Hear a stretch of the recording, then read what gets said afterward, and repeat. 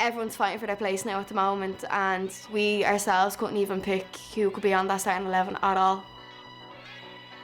To put that jersey on my back, it'd mean everything. I'll be disappointed if I'm not playing. Like, I have no idea if I will be or not, but I'd love to be.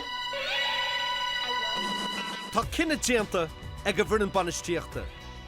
In dhé séomhí de gúchlánacha crua, díant réáil, agus iirecht ómhór curtha isteacha go go léir. Tá ihe na canúna tagta.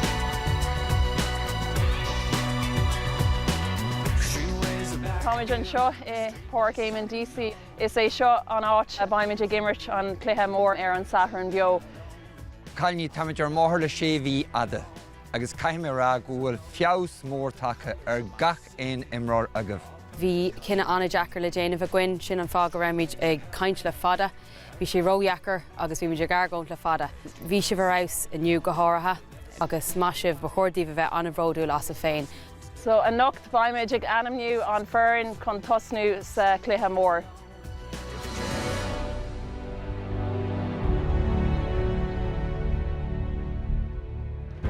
Cé hiad an téanaar déag atá dulcham páirce an seo ar Éimeann DC Park. Tá sé an am an iireann a anamniú.